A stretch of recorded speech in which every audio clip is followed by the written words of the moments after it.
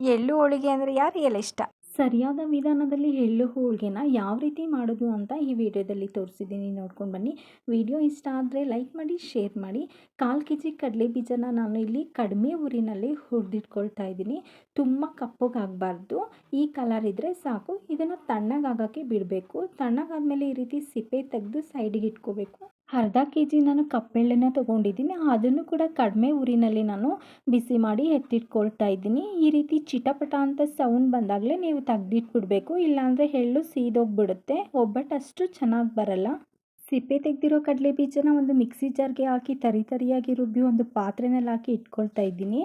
ಎಳ್ಳನ್ನು ಕೂಡ ಅಷ್ಟೇ ನುಣ್ಣಗೆ ರುಬ್ಕೋತಾ ಇಲ್ಲ, ಅದನ್ನು ಕೂಡ ತರಿಯಾಗಿ ರುಬ್ಕೊಂಡು ಕಡಲೆ ಬೀಜ ಪಾತ್ರೆಗೆ ಸೇರಿಸ್ಕೊಳ್ತಾ ಇದ್ದೀನಿ.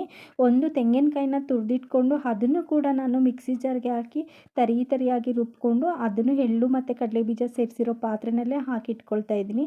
ಅರ್ಧ kg ಬೆಲ್ಲಕ್ಕೆ 1 ಗ್ಲಾಸಷ್ಟು ನಾನು ನೀರನ್ನ ಹಾಕಿ ಕುದಿಲಿಕ್ಕೆ ಅಂತ ಇಟ್ಟಿದ್ದೀನಿ. ಗಟ್ಟಿ ಪಾಕ ಬರಬೇಕು ಅಂತ ಏನಿಲ್ಲ, ಈ ರೀತಿ ಇದ್ದರೆ ಸಾಕು. ನೋಡ್ಬೋದು, ಇದನ್ನು ಕೂಡ ನಾನು ಸೈಡಿಗೆ ಎತ್ತಿಟ್ಕೊಳ್ತೀನಿ. 3 ಏಲಕ್ಕಿನ ಚಿಕ್ಕದಾಗಿ ಪುಡಿ ಮಾಡಿಕೊಂಡು ಎಳ್ಳು ಪುಡಿ ಒಳಗಡೆ ಸೇರಿಸ್ಕೊಂಡು ಚೆನ್ನಾಗಿ ಒಂದ್ಸಲ ಮಿಕ್ಸ್ ಮಾಡ್ಕೊತೀನಿ.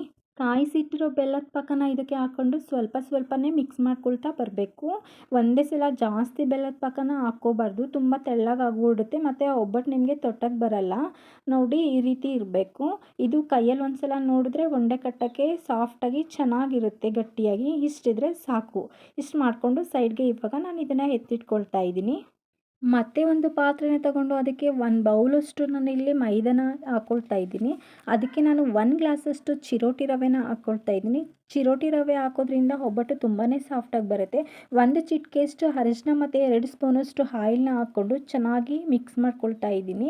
ಫಸ್ಟು ನಾವು ಆಯಿಲಿನಲ್ಲೇ ಮಿಕ್ಸ್ ಮಾಡ್ಕೋಬೇಕು, ಆಮೇಲೆ ಸ್ವಲ್ಪ ನೀರು ಹಾಕ್ಕೊಂಡು ಚೆನ್ನಾಗಿ ಇದನ್ನು ಚಪಾತಿ ಹಿಟ್ಟು ಥರ ನಾದ್ಕೊಂಡು 1 ಗಂಟೆ ನಾನು ಸೈಡಿಗೆ ಎತ್ತಿಡ್ತೀನಿ. ನೋಡ್ಬೋದು, ಈ ರೀತಿ ತುಂಬ ತೆಳ್ಳಗಿರಬಾರ್ದು, ಮೀಡಿಯಮ್ ಆಗಿರಬೇಕು. 1 ಗಂಟೆ ಆಗಿದೆ. ನಮ್ಮಮ್ಮ ಇವಾಗ ಒಬ್ಬಟ್ಟು ಮಾಡಲಿಕ್ಕೆ ಅಂತ ತೊಗೊಂಡಿದ್ದಾರೆ.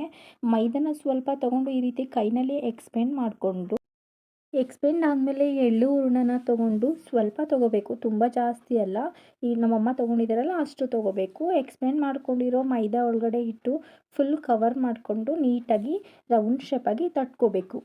ಒಬ್ಬಟ್ಟು ತೊಟ್ಟಲಿಕ್ಕೆ ನೀವು ಬಟರ್ ಪೇಪರ್ ಆದರೂ ಯೂಸ್ ಮಾಡ್ಬೋದು, ಅಥವಾ ಮಾಮೂಲಿ ಪೇಪರ್ ಆದ್ರೂ ಕೂಡ ಯೂಸ್ ಮಾಡ್ಬೋದು. ನಮ್ಮ ಮನೇಲೊಂದು ಒಬ್ಬಟ್ಟು ತೊಟ್ಟೋಕ್ಕೆ ಅಂತಲೇ ಈ ರೀತಿ ಮಾಡಿಟ್ಟಿದ್ದಾರೆ, ಅದರಲ್ಲೇ ನಾವು ಯಾವಾಗಲೂ ಒಬ್ಬಟ್ಟು ಮಾಡ್ಕೊಳ್ಳೋದು.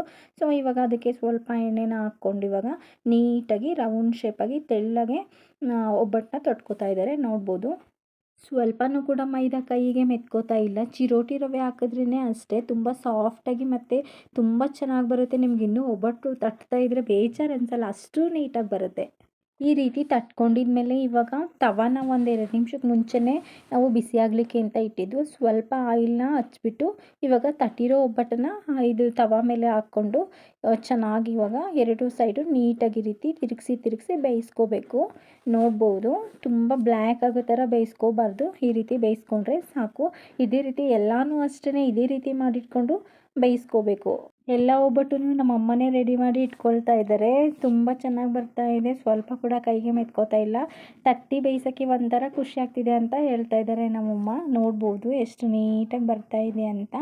ನೋಡಿದ್ರಲ್ಲ ಫ್ರೆಂಡ್ಸ್, ಯಾವ ರೀತಿ ಎಳ್ಳು ಹೋಳಿಗೆನ ಮಾಡೋದು ಅಂತ. ನಿಮಗೇನಾದರೂ ಈ ವಿಡಿಯೋ ಇಷ್ಟ ಆದರೆ ಪ್ಲೀಸ್ ಸಬ್ಸ್ಕ್ರೈಬ್ ಮಾಡೋದನ್ನ ಮರಿಬೇಡಿ, ಮತ್ತು ಲೈಕ್ ಮಾಡಿ, ಶೇರ್ ಮಾಡಿ, ಕಾಮೆಂಟ್ ಮಾಡಿ. Thank you for watching. Bye.